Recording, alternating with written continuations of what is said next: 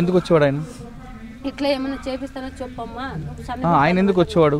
వాళ్ళ దగ్గర లెక్క తీసుకుంటే వచ్చిపోతుంటారు సార్. అట్లా వస్తుంటాడు. టైం పడితే కొంచెం జనం పోలీసు వాళ్ళు వాళ్ళతోనే పండుకొని పోయే వాళ్ళు ఉన్నారు సార్. ఇక్కడ భీమండిలోనే అట్లా ఉన్నారు. కానీ ఆ వచ్చిన పోలీసులు ఒక పోలీసు మంచోడు కాబట్టి మాకు బిడ్డలు ఉన్నారమ్మా, నీకేం కాదు, నేను వచ్చి 2-3 రోజులు కానీ ఎంక్వైరీ చేసుకుని పోతా, నీకేం జరగ నేను అని సార్ చెప్పేవారు. కాదు సార్, మీ డిపాజిట్ కాకి బట్ట ఒంటికి వేసుకుని దానికి కొత్త పవర్ ఉండాలి, కానీ దానికి ఇట్లా పని చేయకూడదు కదా సార్. ఇంతమంది అమాయకులు బలి అయిపోతుంటే మీరు మీరు స్టేషన్లో వాళ్ళంతా ఏం చేస్తున్నారు సార్? వీళ్ళంతా ఇంతమంది బలి అయిపోయిన తర్వాత ఎందుకు బతకాల సార్? మీరు డ్యూటీలు చేస్తున్నారు, మీరు డబ్బులు తీసుకుంటున్నారు, మరి వీళ్ళందరూ ఎందుకు కాపాలేదు సార్? సార్ని బట్టి అడిగినా, గట్టి బట్టి అడిగినా, లేదమ్మా నువ్వు ఒక్కరు కానీ నా దగ్గర సపోర్ట్ లేరు, అందరూ లంచం తీసుకొని తినేవాళ్ళే, నాకు మంచిగా ఉండేవాళ్ళు ఉంటే మిమ్మల్ని అందరినీ గడగ దిద్దా అన్నాడు సార్. సరే నేను ఒకదాన్ని తీయాలనుకుంటే నన్ను చంపేస్తారు. ఆయన వచ్చేది మాత్రం లెక్క కోసం వచ్చేవాడు. లెక్క కోసమే, లెక్కకు వచ్చి వీళ్ళు శోభా శారద దగ్గర లెక్క ఇప్పించుకునేది పోయేది. అంటే ఒక అమ్మాయిని కూడా ఆయన ముట్టుకోలేదు సార్. తండ్రి మాదిరిగా వచ్చిపోయేవాడు. డబ్బులు మాత్రం తీసుకున్నాడు. డబ్బులు తీసుకునేవాడు. అయితే ఆయనకు కొంచెం ఏమంటే డబ్బులు పిచ్చి ఎక్కువ ఉన్నది.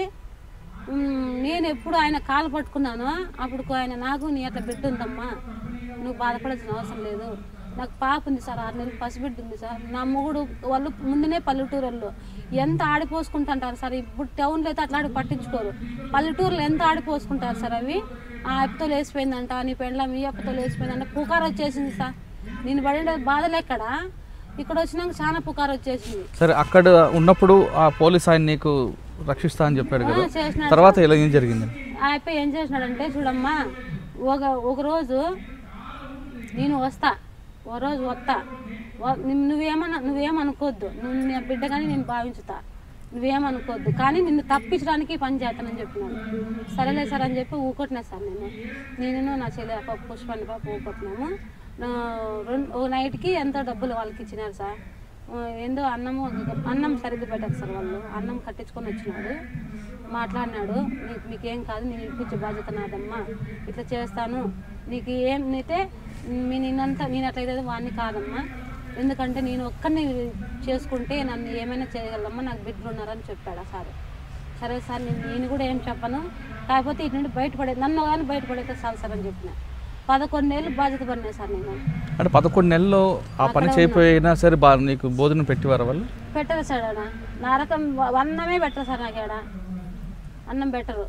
ఒక పిల్లోడు వచ్చి హిందీ పిల్లోడు వచ్చినాడు సార్. హిందీ పిల్లోడు వస్తే నా పిల్లోడికి వచ్చి వేజ్ ఏమి ఎక్కువ లేదు సార్. ఆడ తమ్ముని మాదిరిగా ఉన్నాడు సార్.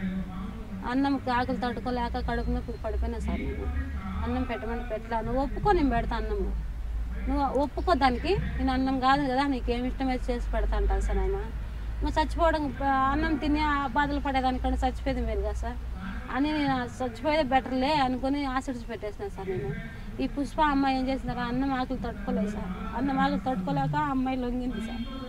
లొంగింది, అమ్మాయికి చాలా హింస పడతాను. నాకు ఎట్లుంటుంది సార్ మనిషికి, చూడు ఎవరు లేకనే కదా ఈ పరిస్థితి అని చాలా బాధపడినా సార్. నేను ఆ పాప, అక్క నాకు అన్నం మారింది అక్క, నేను తట్టుకోలేను అక్క అని వచ్చి పట్టుకొని ఏడ్చింది.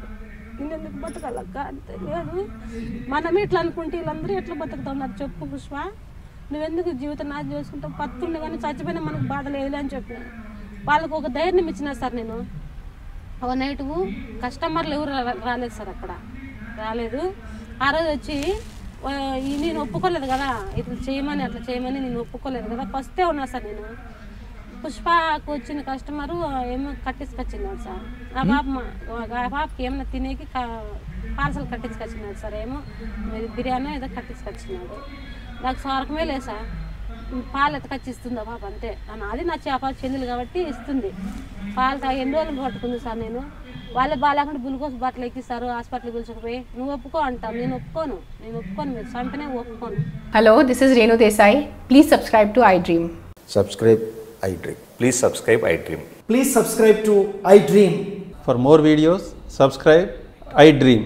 Hi, this is Revati Chaudhary. For more videos, please subscribe iDream. నా పేరు Daneti Vanitha, women and child welfare minister. For more videos please subscribe iDream. For more videos, please subscribe iDream. మీరందరూ కూడా ఐ డ్రీమ్ ఛానల్ని సబ్స్క్రైబ్ చేయాలని కోరుకుంటున్నాను. I'm Sucharita, Home Minister of Andhra Pradesh. For more videos, subscribe